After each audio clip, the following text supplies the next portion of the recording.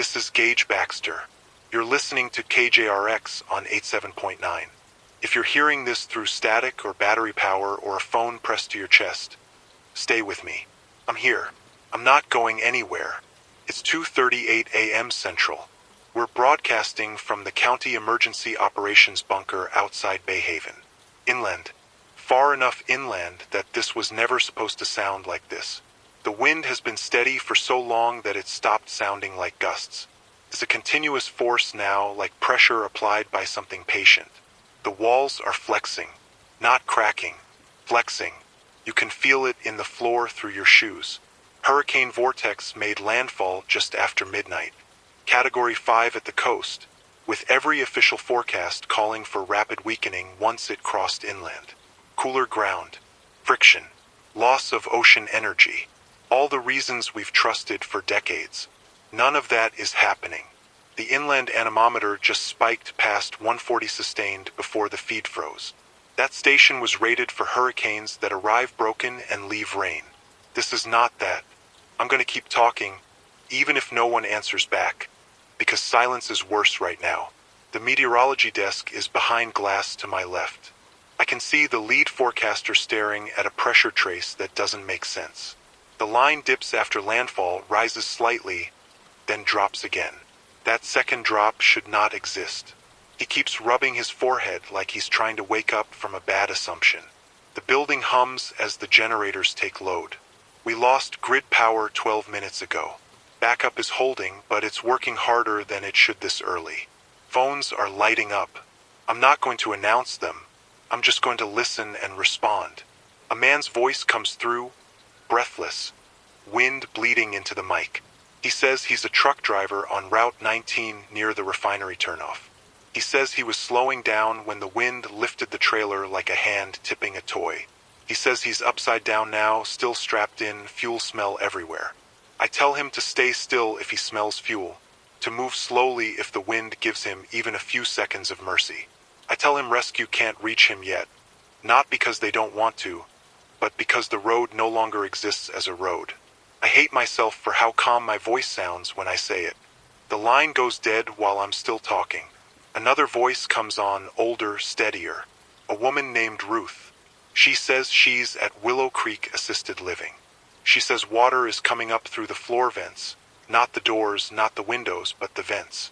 She says the lights turned a color she's never seen before. Green, but not emergency green. Wrong green. I ask her what floor she's on. She says there is only one. She tells me there are wheelchairs and oxygen tanks and people who can't move fast even when they're not scared. I tell her to elevate everything she can. Beds, chairs. I tell her to keep the oxygen tanks upright. I tell her to unplug what she can before the water reaches it. I hear voices behind her, crying, asking questions she doesn't have answers for. She asks me what to tell them. I tell her to tell them someone is listening. The line dissolves into static. Outside, something hits the building hard enough to make the lights flicker. Debris, maybe a sign, maybe something heavier. No one says it out loud. We're getting reports from places that were never supposed to report anything during a hurricane. Towns without flood maps. Counties without evacuation sirens. Inland neighborhoods built on the idea that storms arrive tired. A nurse comes through next. She says she's at St. Jude's. The lower level is flooding. They're moving patients up ramps because the elevators are dead. She says they're carrying ventilators by hand. I ask her how many patients. She laughs once, short and sharp, and says too many. I can hear alarms in the background. Not fire alarms. Monitors. Machines telling her things she already knows. She asks why it isn't slowing. I don't answer right away. Then I tell her I don't know. Another voice. A man in his 70s. He says his name is Harold. He says he didn't leave because they told him he was safe. He says he's in the bathroom because it was the smallest room. He says the door is bowing inward like someone is leaning on it from the other side. I tell him to get into the tub if he can, to pull anything heavy over himself. He says it sounds like a train. I tell him I know. The pressure in the room shifts. My ears pop hard enough to hurt. That shouldn't happen here. Not this far from the coast. The meteorologist finally speaks, not to me, but into the room. He says the storm is ingesting warm air from an inland heat dome. Weeks of record temperatures, ground holding heat like water. He says the storm didn't lose its fuel the way it was supposed to. He uses the word anomalous. He hates that word. We all do. It means the rules didn't show up. We lose 3 substations in quick succession. The map behind the glass fractures into dark patches. Water treatment switches to backup. Fire suppression pressure drops. Those systems were never designed to fail together. Another call comes through, a mother this time. She says her kids are asleep and the roof is lifting at the corners. She says she's inland, far inland, and this wasn't supposed to reach them like this. I tell her to get them into the hallway. I tell her to put a mattress over them. I tell her even bike helmets help. Anything that keeps heads from meeting debris. She asks me if they're going to die. I tell her they're doing the right things. I don't promise anything else. The wind doesn't ease. It doesn't pulse. It just stays. We're approaching the time the eye should arrive. 40 minutes, according to the last model that still thinks it's in charge. I say out loud that if the wind drops suddenly, that doesn't mean it's over. I say it again slower. Somewhere nearby, metal screams. Not tears. Screams. Something being forced to become something else. Emergency radio traffic bleeds into our system. Fire units reporting their sheltering in place. Ambulances reporting rollovers while parked. A sheriff's voice asking people to stop calling because he can't answer anymore. I repeat it on air gently. I tell people emergency services cannot reach them right now. I tell them that doesn't mean they're abandoned. It means the environment is winning this hour. Then the wind stops. Not slowly. Not politely. It drops like a switch was thrown. The silence is so complete it hurts. You can hear the building creak as it adjusts. Confused. Someone whispers that they can see stars through the camera feed. I lean closer to the mic. I tell everyone listening not to go outside. I tell them this is the most dangerous moment. I tell them the wind will come back from the other direction, and it will find every weakness the first half created. Some people don't hear me. The wind returns with a sound I've never heard before. Deeper. Angrier. It slams into the building from the opposite side, and the walls answer with a groan that feels too human. The south-facing camera goes white and then disappears. Calls come in layered over each other. People who went outside and were knocked down. People who thought it was done. People screaming names into the phone. I keep my voice level. I tell them to get low. I tell them to cover their heads. I tell them to apply pressure if they're bleeding. I tell them to stay where they are if they can't move. I hear someone say they can't feel their leg. I hear someone else screaming in the background. Not injured, just witnessing. The water plant goes offline. Fire suppression is gone. Hospitals go dark one by one. The storm slows, not weakens, slows. It lingers over us like it's considering something. I say out loud that if you are alive right now, your only job is to stay alive until daylight. Help one person if you can. Don't try to fix everything. The clock on the wall says 5:07 a.m., but it stopped earlier. My watch says the same. I choose to believe it. The sky outside is trying to lighten, but the clouds won't let it. It's a little after 6. Dawn doesn't arrive so much as it leaks in, a dull gray pressed flat against the windows. The wind is still here. It hasn't forgiven anything. It just lost interest in screaming.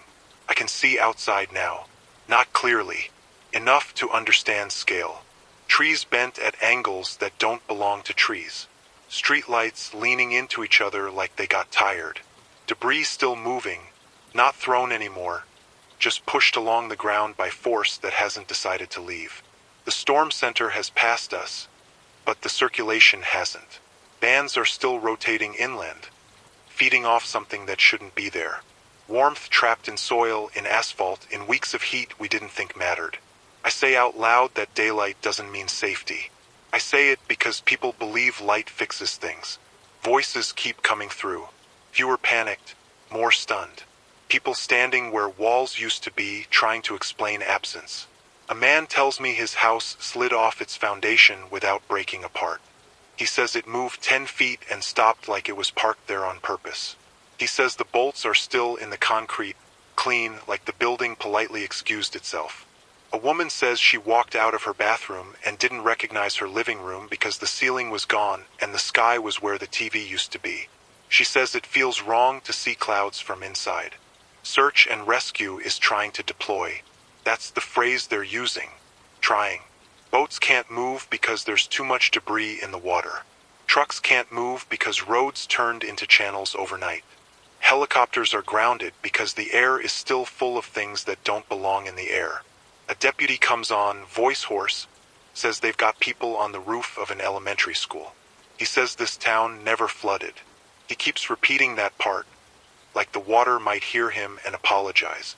I tell anyone listening inland to move up now if water is coming. I tell them not to trust history. History didn't sit through this night. Information starts to solidify, and that's when it hurts more. We learn which systems are down for good, which substations didn't just trip but were torn apart, which water plants took on floodwater that contaminated everything downstream, which hospitals are dark and which are operating on daylight and battery and stubbornness. Someone asks me about Willow Creek. I pause longer than I should. I say rescue reached the building at first light. I say the first floor was fully submerged. I say staff moved some residents up before the water cut them off. I don't say numbers yet. Another voice asks about a truck driver on Route 19. A son asking about his father. I recognize the name before he finishes saying it. I tell him there was a fuel leak. I tell him there was fire. I tell him we're waiting on confirmation because bodies don't always cooperate right away. He doesn't cry. He just says okay, like he's accepting instructions. The meteorologist is on the phone constantly now. Federal agencies, universities, people who will later explain this to other people who weren't here. I hear him say the storm maintained a closed eye wall for hours over land. I hear him say the phrase design limits were exceeded everywhere. Someone asks him how rare this is. He says that question no longer helps. By mid-morning, people start walking. Not evacuating. Walking. Miles through debris to find signal. To find someone who knows something. Shoes shredded. Feet bleeding. Carrying pets wrapped in towels. Carrying folders with birth certificates that survived because paper knows how to float. Medical calls change tone. Less adrenaline, more decision-making. Paramedics with 3 patients and 1 bag of saline. Doctors in grocery stores turning aisles into triage lanes. People learning what they can live without. A familiar voice comes through. The engineer who stayed too long watching an overpass because it felt like responsibility. He says he left minutes before it failed. He says it didn't snap. It walked. Supports sliding until gravity noticed. He says this wasn't in the code.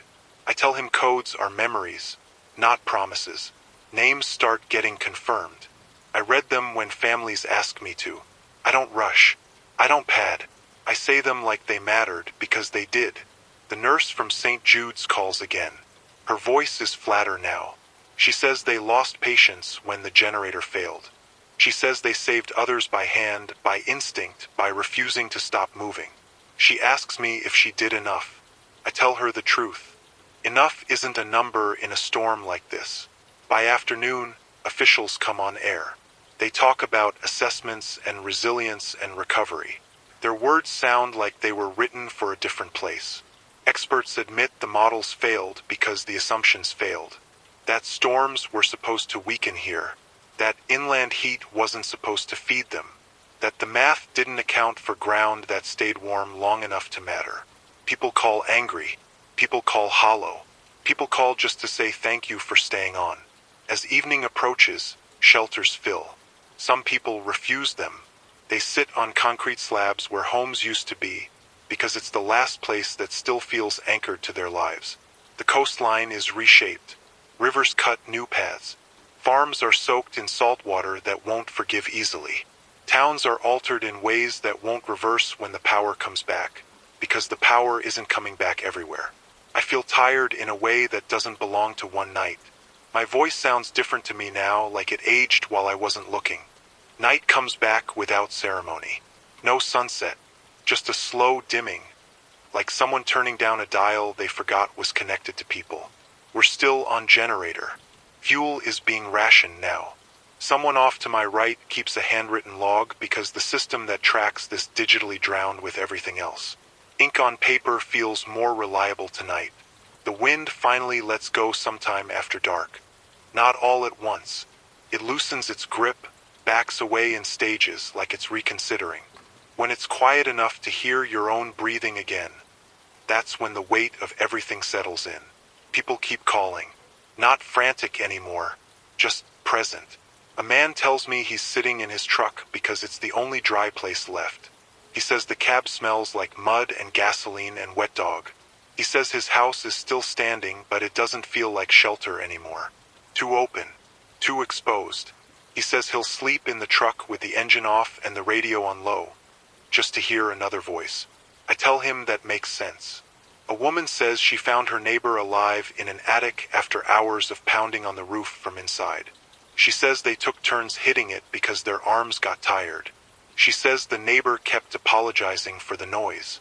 I close my eyes when she tells me that. Search and rescue works through the night with headlamps and boats pushed by hand when engines won't start.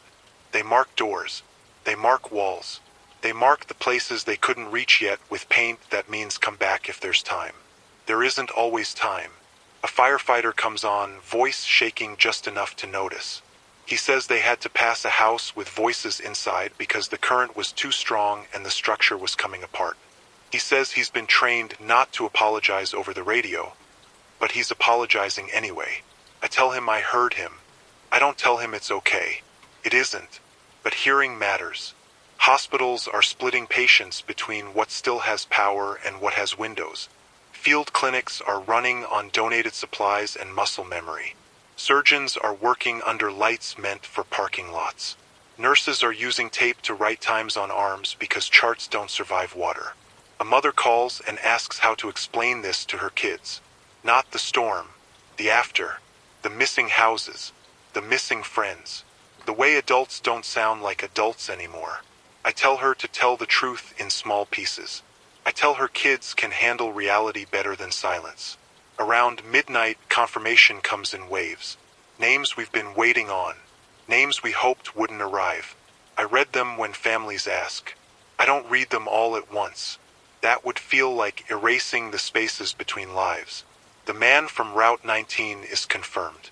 The fire was fast. That's the only mercy in the report. I say his name clearly. I wait. I let the quiet sit where his voice used to be. Ruth from Willow Creek is alive. Hypothermic. Dehydrated. She moved people until she couldn't feel her hands anymore. She held onto oxygen tanks so they wouldn't float away like balloons. When rescue reached her, she asked them to check the others first. I repeat that part because it feels important. The engineer calls again, not to talk about bridges this time. He says his house is gone and he doesn't know where to stand because every direction looks temporary now. I tell him no one knows where to stand yet. We're all waiting for the ground to decide what it's going to be. By morning, officials start using careful language. Permanent changes, long-term displacement, uninhabitable zones. Words that mean don't plan on going back the way you remember. Experts come on later and admit what everyone here already knows. That the storm didn't follow the old rules. That the assumptions built into forecasts and codes and evacuation maps didn't hold. That inland isn't a guarantee anymore. They don't sound panicked. They sound humbled. That's worse. People talk about rebuilding, but quietly now. Less confidence. More questions. Insurance adjusters haven't arrived yet.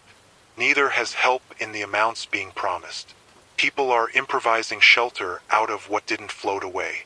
The land looks different in daylight. Not dramatic, just rearranged.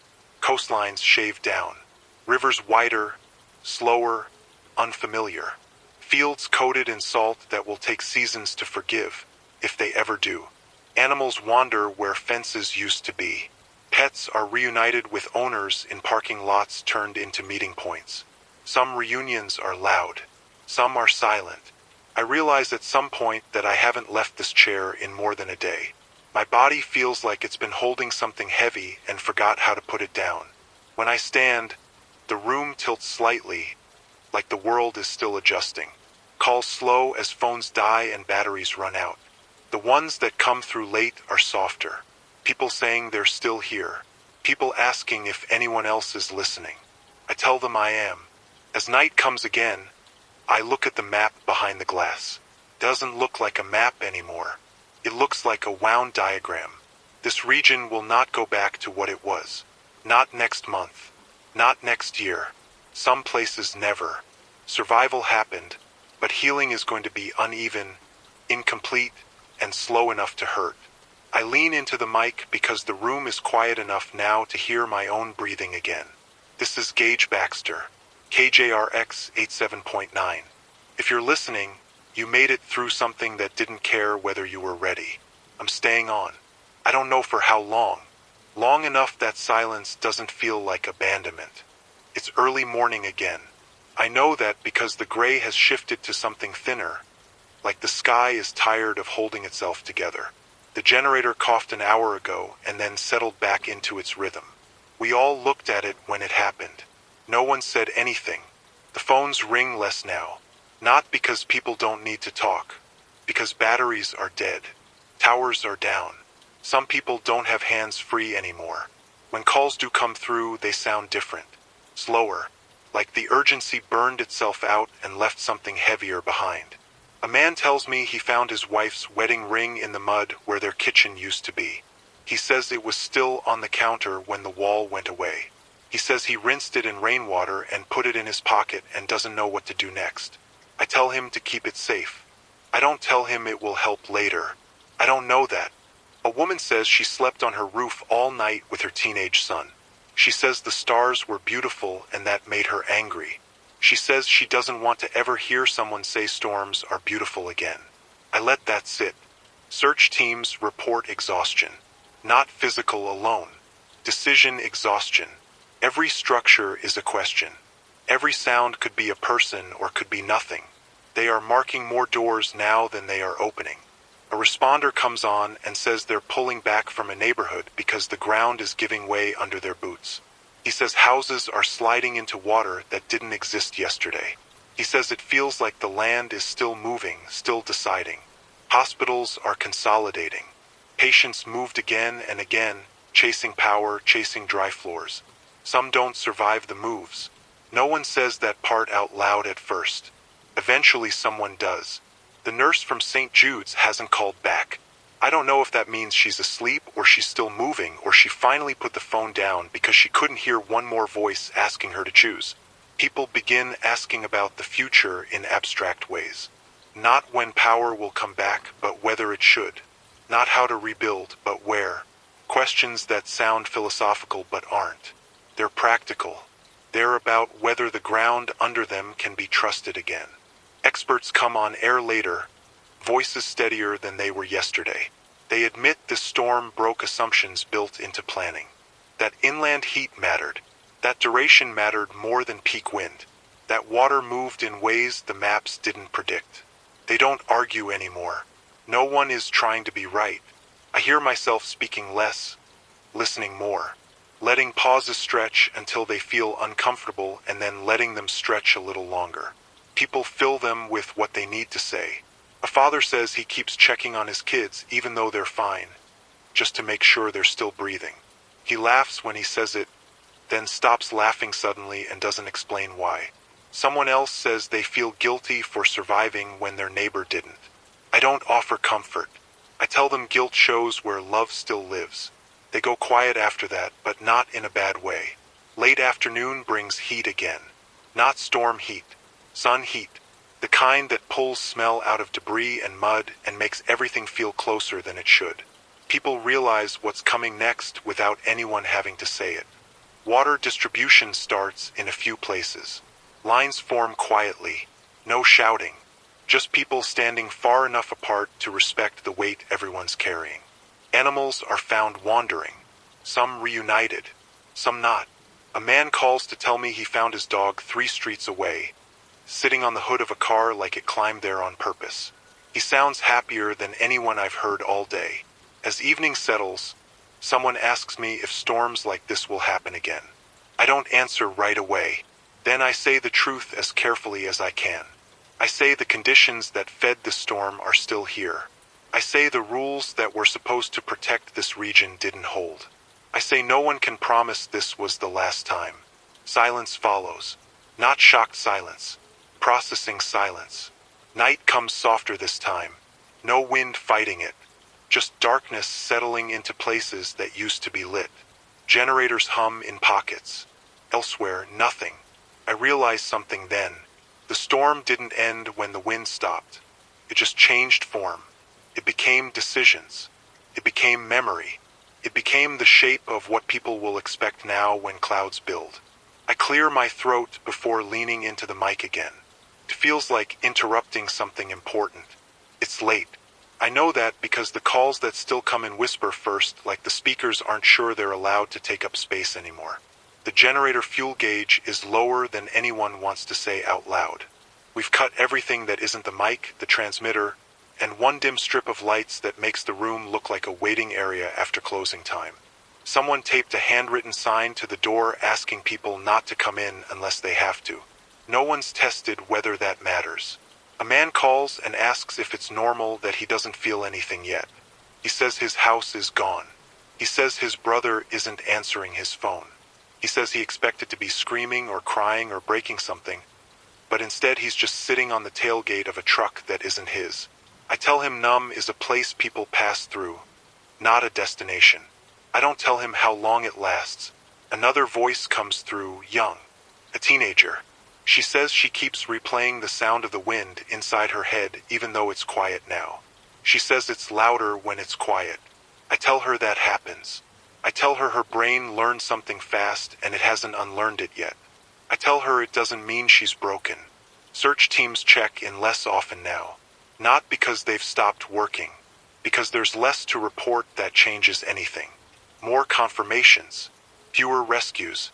The ratio tilts slowly and everyone feels it when it does. A responder comes on and says they found a family together in a place that used to be a living room. He says there was no sign they suffered. He says it like he's reading whether, like neutrality might protect him from it later. I thank him. He doesn't answer back. Somewhere around midnight, the nurse from St. Jude's calls again. Her voice is barely above the hum of machinery. She says she finally sat down. She says she keeps thinking she forgot someone, even though she knows she didn't. She says her hands won't stop shaking now that they don't have to move anymore. I tell her to let them shake. I tell her that's her body finishing something it couldn't finish earlier. She asks me if she should go home. I ask her if home still feels like a place or just a direction. She says she doesn't know. Then she thanks me for staying on the air. She hangs up before I can say anything back. People start asking where bodies will be taken, where records will be kept, how to find someone when there's no address left to check. These questions don't sound emotional, but they are. They're about proving someone existed. I give what information I have. I say I'll repeat it again later. I do. The air smells different now, even through sealed doors. Wet wood, mud, something sour underneath. The kind of smell that teaches a place it's been hurt. I hear someone in the room behind me crying quietly. Not sobbing, just leaking. No one turns around. Sometime before dawn, the calls slow to almost nothing. Not silence, just long stretches where I talk without interruption. I describe where aid stations are being set up. I describe which bridges are confirmed gone so people don't walk toward absence. I describe the weather for the next day, because people still need to know what's coming even when they're tired of surprises. I catch myself rereading notes because my eyes don't want to move across the page the way they should. I slow down. No one is rushing me now. As the sky lightens again, I realize something small and unsettling. The birds are back. Not all of them, but enough that the sound feels strange after the night we've had. Life resuming out of habit, not understanding what it's stepping into. Daylight shows more clearly what night softened. Houses peeled open. Cars stacked in places they don't belong. Streets ending abruptly where water decided to keep going. People call in to say they can finally see the damage and it's worse than they imagined. Others say it's less dramatic than they feared and somehow that's worse too. An official comes on briefly to talk about timelines and assistance. His voice shakes once. He pauses. Then he keeps going. I respect him for that. When he's done, no one calls for a while. I sit with the mic open and let the hum fill the space. I don't rush to fill it. This isn't radio the way it used to be. This is something else now. I think about how many voices passed through this frequency in the last 2 days. How some of them won't again. How others will carry this night into rooms that don't understand it. This region is not the same place it was. Not geographically. Not emotionally. Not in the way people will look at the sky when it darkens too early or stays too warm too long. Survival happened. Healing is going to argue with it every step of the way. I lean forward, closer than necessary, like the mic might drift if I don't anchor it. Morning settles in slowly, like it's unsure whether it's welcome. The light is clearer today, harder. It shows things without mercy. What last night softened with shadow, today insists on defining. We're still on air. Fuel was delivered sometime before dawn. I didn't see it arrive. Someone told me afterward, like you tell a person good news carefully. The generator sounds steadier now, less strained. It feels like a small gift that shouldn't be wasted. The first voice I hear today doesn't say their name. They say they slept for the first time since the storm. Right there on the floor of a high school gym with 100 other people breathing around them. They say waking up felt worse than staying awake because for a moment they forgot, and then they remembered all at once. I tell them that moment is common. I don't tell them it keeps happening. Another voice comes through, older, methodical. Farmer. He says the fields are white where they should be brown. Salt crusted over soil that fed his family for 3 generations. He says he doesn't know how to tell his son there won't be a harvest this year, or next. He says the land smells wrong. I tell him I'm sorry. Sounds thin, but it's honest. Search operations transition quietly. The word rescue starts disappearing from briefings. Recovery takes its place without ceremony. No one announces the change. It just happens. Teams report finding places where water rose faster than people could react. They report doors that were locked not out of fear but habit. They report signs of last decisions that make sense only if you imagine having seconds instead of minutes. I keep my voice steady when they talk. Later, when the mic is off for a moment, my hands shake hard enough that I have to sit on them. People begin asking where they're supposed to go now. Not shelters. After shelters. They ask if anyone is keeping track of who lost what, or if it all just dissolves into paperwork and time. I tell them there are lists. There are forms. There are people whose job it is to help navigate that. I don't say how long it will take before help feels real. Midday heat returns. The kind that presses down on wet ground and pulls memory up with the smell. The air feels thicker than it did before the storm, like it's carrying weight. A man comes on and says he keeps hearing helicopters that aren't there. He says every distant engine sounds like wind starting again. He says his body doesn't believe the storm left. I tell him bodies remember things minds want to forget. The engineer doesn't call today. I think about him anyway, standing somewhere that no longer feels stable, measuring a world that slipped past its tolerances. The nurse sends a text that gets relayed to me by someone who knows someone. She slept for 6 hours. She woke up crying without knowing why. She went back to the hospital anyway. That feels right. Officials speak again in the afternoon. Their language is more careful now. They talk about relocation instead of rebuilding in certain areas. They talk about reevaluating what inland means. They talk about future planning in a voice that knows the past just failed a test. No one argues on air. People call to ask if they should leave permanently. I don't answer that directly. I tell them to make decisions slowly when they can, quickly when they must, and to forgive themselves either way. As evening approaches, rain threatens again. Not from the storm, just weather. Normal weather that now feels personal. The forecast says light showers. The room goes quiet when I read it. I say out loud that light rain isn't the same thing. I say it anyway. The rain comes gentle, almost apologetic. Darkens the dust. Cools the air a little. It makes some people flinch and others cry without understanding why. Night settles again, and this time it feels heavier than the last. Not because of danger, but because there's nothing left to distract from what's been learned. Calls taper off earlier tonight. Exhaustion is winning. Phones are charging where they can. People are lying down wherever there's space. I keep talking. I talk about where water is safe. I talk about boil advisories. I talk about which bridges are gone so no one walks toward a river that isn't where it used to be. Between sentences, I catch myself listening for the wind. It doesn't come. That might be the hardest part, because now there's room to think about how this place will never feel the same when the air goes still. How every quiet will be measured against that night. How every forecast will carry a shadow. I lean into the mic, not because I need to be louder, but because closeness feels important. The night passes without anything dramatic happening, and that feels strange enough to comment on. No alarms, no sudden changes, just the steady hum of the generator and the occasional creak of a building that's still remembering how much force it survived. Sometime before dawn, someone brings me a cup of coffee made from bottled water and a machine pulled out of a break room that no longer has walls. It tastes burned and thin. I thank them anyway. The warmth matters more than the flavor. When the light comes back, it's sharper, clearer. The sky looks almost normal now, and that unsettles people more than clouds ever did. The first call of the morning is quiet.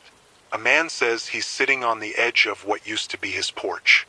He says the nails are still there, sticking out of the beam like the house tried to hold on. He says he keeps expecting to hear his wife call him in for breakfast, even though she passed 5 years ago. He says the house remembering her feels like a trick. I tell him places carry echoes longer than people do. Another voice follows, younger, strained. A volunteer who drove in overnight from 2 states away. He says he didn't expect the quiet. He thought there would be chaos, sirens, shouting. He says instead it feels like walking through a library after closing time. I tell him that's what happens after something takes everything it wanted. Recovery teams begin documenting damage in a more formal way. Clipboards, photos, coordinates. The work looks organized from a distance. Up close, it's still guesswork and judgment calls. Which structure is safe enough to enter? Which one is lying? Someone asks me if it's true that whole neighborhoods will be declared uninhabitable. I say yes.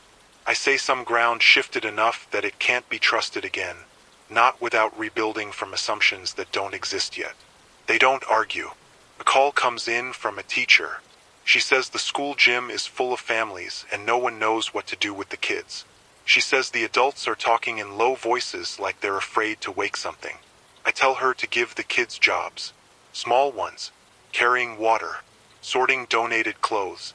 Drawing pictures. I tell her usefulness helps more than answers right now.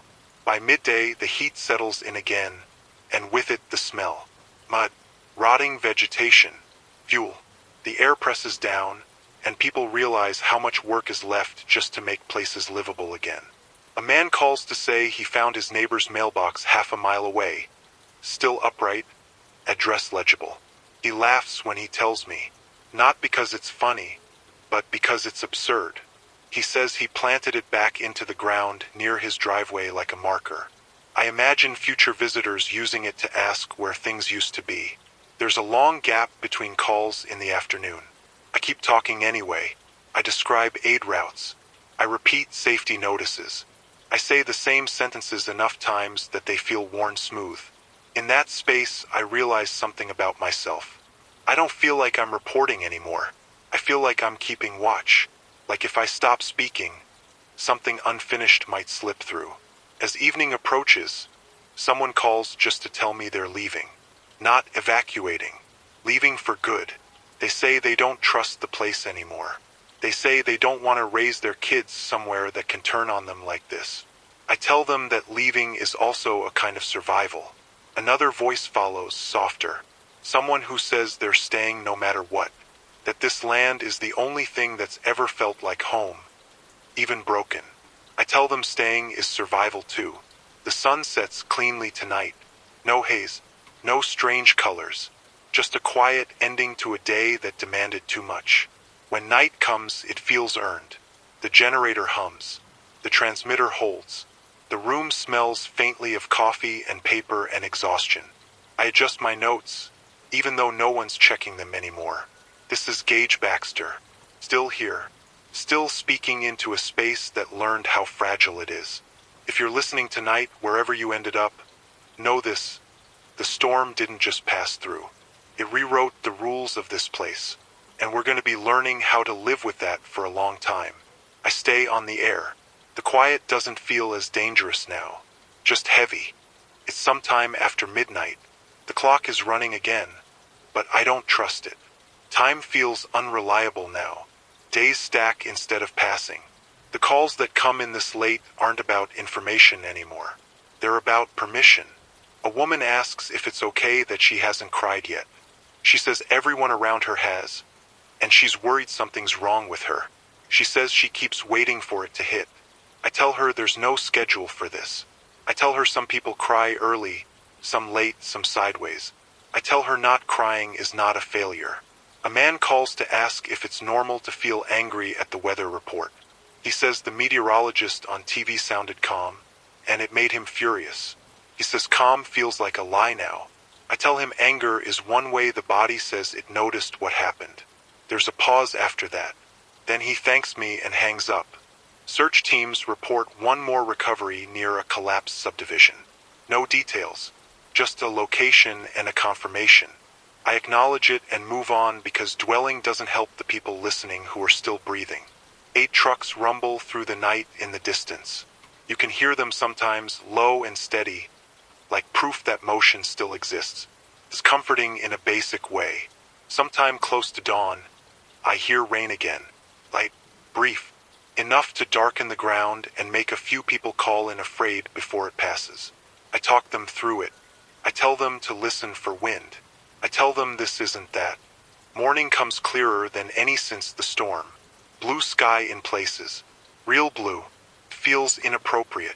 People step outside shelters and look up like they're being tested. A man calls to say he finally went back to where his house stood. He says he didn't want to at first. He says he was afraid the place would feel smaller than he remembered. He says instead it felt too big, like the absence stretched. He says he found a coffee mug intact in the debris. He says it was the one his wife always used, chipped on the rim. He asks me if it's strange that that mattered more than anything else he found. I tell him it isn't strange at all. Officials announce more zones that won't reopen. They say the word permanent without flinching now. They say relocation assistance. They say buyouts. The tone is careful, but the meaning is blunt. People call angry again. Less raw than before. More focused. Anger with direction. I let them speak. I don't correct them unless they're about to put themselves in danger. A scientist comes on later, not as a guest, just calling in. She says she's been studying storms for 20 years. She says she never expected to hear inland communities described the way coastal ones are now. She says the data from this storm is going to change everything. I ask her what that means for people listening. She pauses. She says it means this wasn't a fluke. I let that sit. Afternoon heat builds again. Crews work through it. People share water without being asked. Small systems forming where big ones failed. I realize the calls that mention fear have slowed. The ones that mention loss haven't. Toward evening, someone asks me if I think this place will ever feel like home again. I don't answer quickly. I tell them it might feel like a different home. One with new rules. One that asks more of the people who stay. I don't tell them that some people will always feel like guests in their own streets now. The sun sets clean again. Night follows gently. No wind. No threat. Just the aftertaste of something that happened and can't be undone. I lean back in my chair for the first time and let the mic pick up the sound of my breathing. Feels honest. The morning arrives quietly enough that it almost feels like a mistake.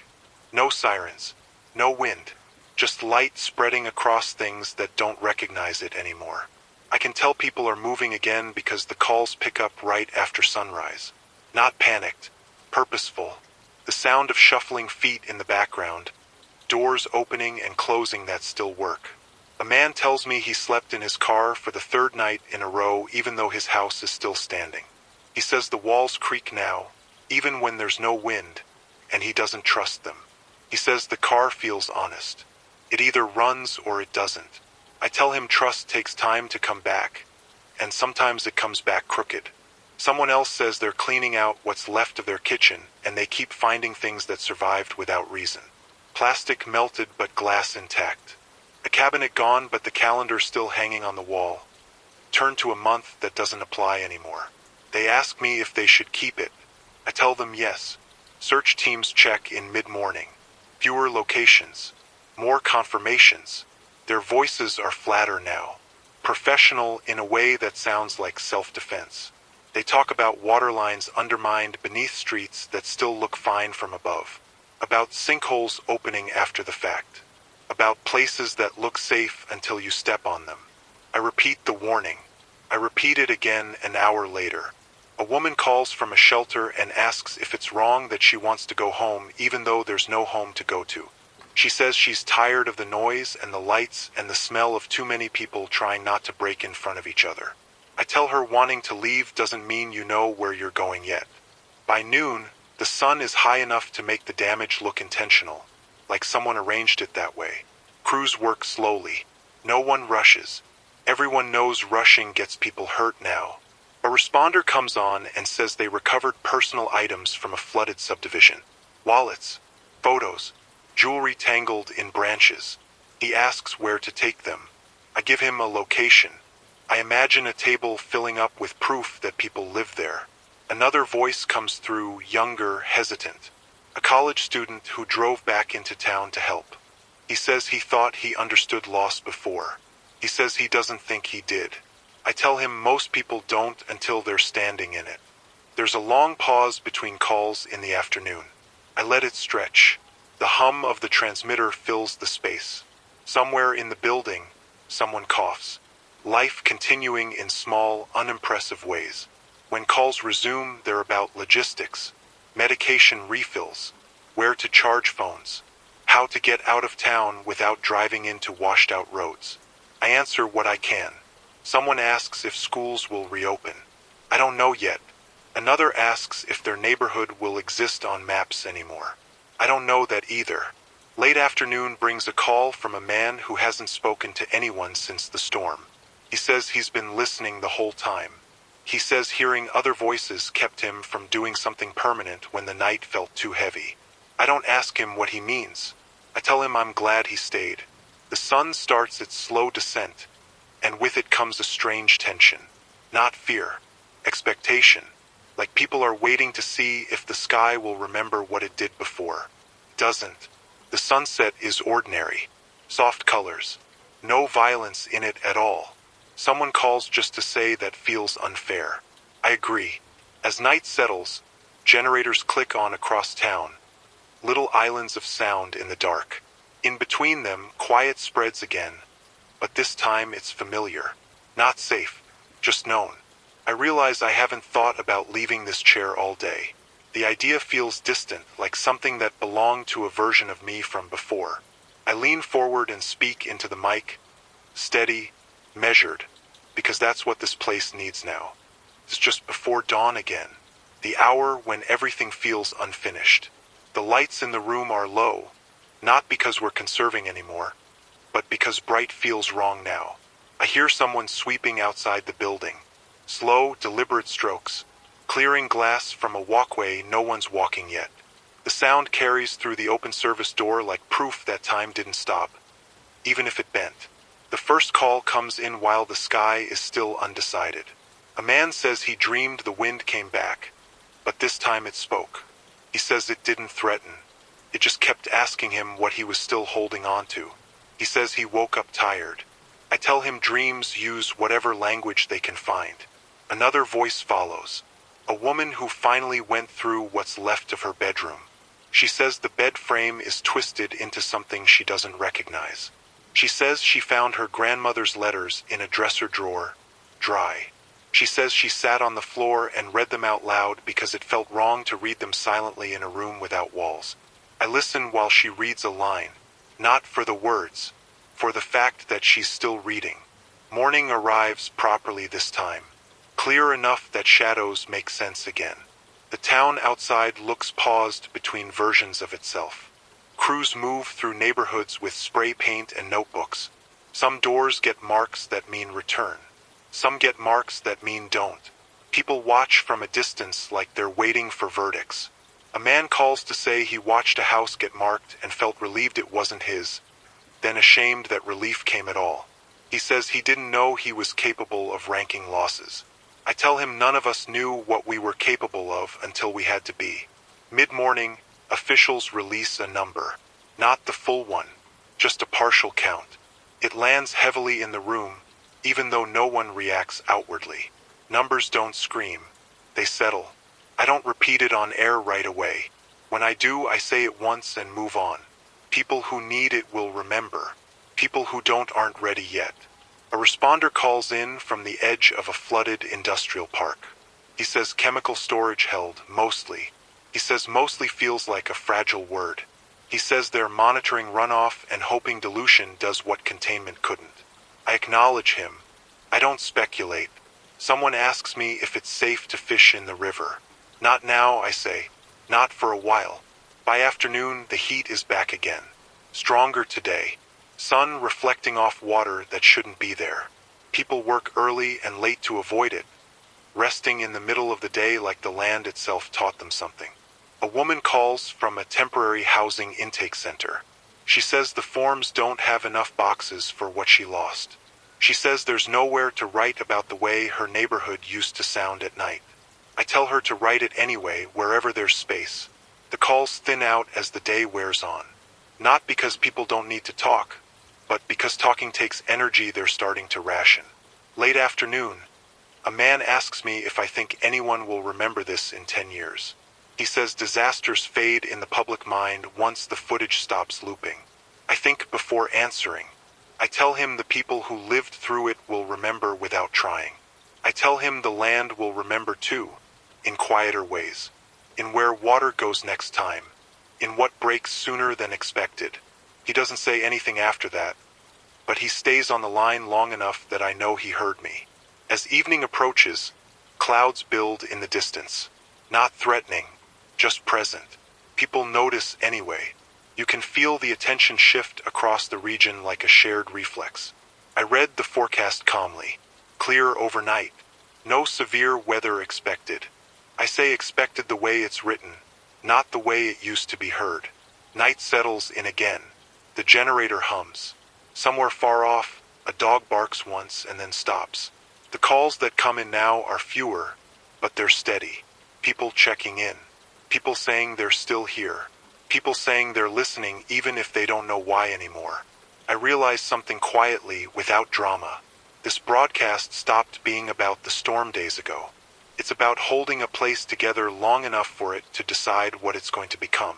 I lean into the mic, careful not to sound tired even though I am. It's morning again, the kind that feels borrowed. Clear sky, light breeze, nothing in the air that hints at what happened here except what's on the ground. I hear trucks moving before I hear phones. It convoys, flatbeds, engines idling longer than they need to, drivers reluctant to shut them off like motion itself is reassurance. When the first call comes in, it's from someone standing in line. He says he's been waiting 3 hours for supplies and doesn't mind the wait. He says what bothers him is how quiet everyone is. No complaints, no arguing, just people staring forward like if they look sideways they'll lose their place in more than the line. I tell him silence is a kind of triage too. Another voice follows. A woman who finally went back to her workplace. She says the building is still there, but everything inside smells wrong. She says she doesn't know how to explain to her boss that a place can survive structurally and still feel unusable. I tell her buildings don't decide when they're done. People do. Mid-morning brings a call from a volunteer coordinator. She says they have more help than they know what to do with and not enough places to put it. She says the hardest part is telling people to wait when waiting feels like giving up. I tell her waiting is sometimes the most useful thing there is. Search teams officially transition their language. No announcement, just a shift in phrasing. Fewer maybes, more confirmations. The radios sound heavier because of it. I acknowledge reports as they come in. Locations, times, status. I don't add anything extra. A man calls and asks if it's selfish that he wants to leave before the recovery really begins. He says he doesn't think he can watch the slow part, the paperwork, the arguments, the way hope gets negotiated. I tell him knowing your limits isn't selfish. It's information. Around noon, a group of kids can be heard in the background of a call. They're laughing, loud, sudden, uncontained. The caller apologizes. I tell her not to. I tell her that sound matters. Heat builds again. Sun on wet ground. Steam rising from places that shouldn't be warm. People take breaks in the shade of structures that lost their purpose but kept their roofs. A responder calls in to say they found a street sign half buried in mud pointing toward a neighborhood that no longer exists. He asks if they should leave it where it is or remove it. I tell him to leave it for now. It might help someone understand where they are. In the afternoon, officials talk about timelines again. Weeks, months, years. The words feel abstract against the immediate work of clearing a driveway or finding a document or deciding what to throw away. Someone calls and asks if there's a word for losing a place the way you lose a person. I say there isn't one that fits cleanly. Late in the day, the wind picks up just enough to rattle loose metal somewhere outside. The phones light up all at once. People asking if it's happening again. I talk them through it. I tell them what to listen for. I tell them what matters and what doesn't. The wind passes without incident. The relief that follows is brief but real. As evening comes on, a man calls just to say he fixed something today. Fence post. One small thing that didn't matter much. He says it felt good to drive something back into the ground. I tell him that's how rebuilding actually starts. The sky darkens slowly. No drama. No edge to it. Just night arriving like it's allowed again. I realize I haven't mentioned the storm by name in a while. It feels distant now, like a label that belongs to a file, not a memory. What remains doesn't have a name yet. I lean into the mic, voice steady, familiar even to myself now. The morning feels heavier than the last few. Not darker, just weighted, like the air learned something and didn't forget it overnight. I notice my voice sounds steadier now without trying. That worries me a little.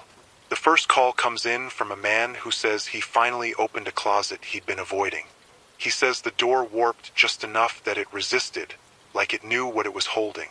Inside were coats that still smelled like last winter. He says that smell stopped him cold.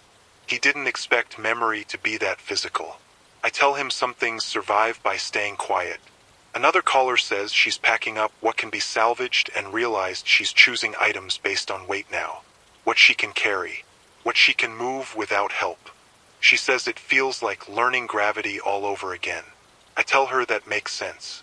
The storm rewrote the math. Crews report progress that sounds good on paper. Miles of debris cleared. Dozens of properties assessed. Power restored to small pockets. When I say it out loud, I make sure not to sound hopeful. Hope will come later on its own terms. A responder checks in from the edge of a neighborhood where houses slid but didn't collapse. He says some of them are still standing in places they don't belong, blocking roads like polite obstacles. He says one is resting against another, roof to roof, like they leaned together when it got too hard. I picture it. I don't comment. People ask more questions now. Practical ones. How to dispute an insurance decision. How to prove something existed when all that's left is a photograph on a phone that won't turn on. How to grieve when you don't know what you're allowed to mourn yet. I answer what I can. I don't rush past the parts one don't know. A call comes in from someone who hasn't spoken before. She says she's been listening since the first night. She says she never called because she didn't want to take up space from people who needed help more than she did. I tell her being quiet doesn't mean you weren't affected. She cries then. Not loudly, just enough to hear that something finally moved. By midday, the sun presses down again. Crews adapt. Early work, long breaks, late afternoons. The region shifts its rhythm without anyone coordinating it. Survival teaching itself. Someone calls to say they found a time capsule buried in their backyard while clearing debris. A school project from decades ago. Names written in careful handwriting. Predictions about the future that missed in innocent ways. He asks me if he should open it. I tell him yes. The future already arrived. It just came differently. In the afternoon, officials quietly confirm that several evacuation maps will be redrawn permanently. Inland zones added. Assumptions erased. I read the notice without commentary. It doesn't need any.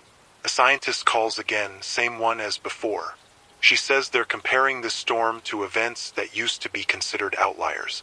She says the math is changing. I ask her what that means for people here. She says it means memory matters more than averages now. The line goes quiet after that.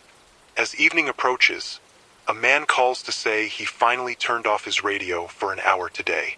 He says the silence didn't feel as sharp as he expected. He says he wanted me to know that. I thank him for telling me. Another caller says they're afraid of what happens when all this attention moves on. When the trucks leave. When the news stops calling. I tell them that part comes too. And that it's harder in different ways. Night settles in. Clear. Still. Almost kind. I notice something then. The quiet doesn't feel empty anymore. It feels occupied. Like it's holding everything people didn't say out loud today. I lean closer to the mic, not because I need to project, but because closeness still matters. It's early evening. I know that because the light has started to flatten, stretching shadows instead of sharpening them. The kind of light that makes people pause before deciding what to do next. The calls thin out again, but they don't stop. They never fully stop. A man says he went back to work today even though the building is half gone. He says his boss told them just showing up mattered. He says no one really worked. They stood around, drank warm water, pointed at things that used to be walls. He says it felt important anyway. I tell him showing up is how places remember themselves. A woman calls from a motel 2 counties away. She says it doesn't feel like shelter anymore. It feels like exile. She says every night she checks the weather back here even though she knows she's safe where she is. I tell her distance doesn't break attachment. Sometimes it sharpens it. Search operations are nearly done. That phrase lands differently than people expect. It doesn't mean closure. It means the shape of hope has changed again. Crews are exhausted in a way rest won't touch yet. They talk slower. They choose words carefully, like each one costs something now. An official comes on briefly and confirms what everyone already suspects. Some towns will not be rebuilt where they stood. Not because of money, because the land itself moved enough that rebuilding there would be pretending nothing was learned. No one argues. Farmer calls back. The one with the white fields. He says his son came out today and stood in the dirt without saying anything for a long time. Then he knelt down and ran soil through his fingers like he was trying to remember how it used to feel. The farmer says he didn't stop him. I tell him that was the right call. As night approaches, power comes back in a few more places. Lights flick on unexpectedly, and people flinch when they do. Some cry. Some turn them off again. Darkness feels earned now. Someone calls just to tell me they cooked a hot meal tonight. Nothing fancy. Something from a can. They say it tasted better than it should have. I smile for the first time in days, even though no one can see it. The forecast is calm. I read it slowly. Clear overnight. Light winds. No advisories. The words still feel provisional, but they don't sting as much anymore. Between calls, I notice the room I'm in feels smaller. Not physically, emotionally, like everything important has been said here already, and now we're just tending to the quiet. I think about the first night, the sound of the wind, the way rules fell apart faster than we could replace them. I think about how many voices passed through this frequency when they needed somewhere steady to land. The region outside is changed for good. Roads rerouted, towns thinned, futures altered quietly, without permission. People will survive this, but they will not come out the same. No one really expects them to anymore. It's late. The building is quiet in a way that feels intentional now, not fragile. The generator hums steadily, like it's settled into its role without complaint. No calls come in for a while. I let the silence exist. When the next voice finally arrives, it's soft. An older woman. She says she just wanted to say goodbye to the house she grew up in. She says she stood where it used to be and talked out loud, just in case that mattered. I tell her it did. Another caller follows, younger. He says he's heading out of the region tomorrow. New job, new city. He says he feels guilty leaving when others are staying to rebuild. I tell him survival doesn't all look the same. After that, the lines go quiet again. Not broken, just resting. I look around the room. Notes taped to the wall. Coffee rings on a desk that survived. A map that no longer matches what's outside. This place did its job. So did I. The storm changed everything it touched. It redrew borders, rewrote expectations, exposed limits we didn't know we were leaning on. There will be reports and studies and better language later. None of that will fully explain the sound of wind that didn't stop, or the way people sounded when they realized help wasn't coming yet. What will last is quieter than that. The way neighbors moved without being asked. The way voices reached out into the dark just to make sure someone else was still there. The way survival didn't feel like victory, just continuation. I lean into the mic one last time tonight. Maybe not the last time ever, but enough. This is Gage Baxter. I'm still on KJRX 87.9. The storm is gone, but this place has changed, and it won't be changing back. We'll carry that forward, unevenly, imperfectly, together.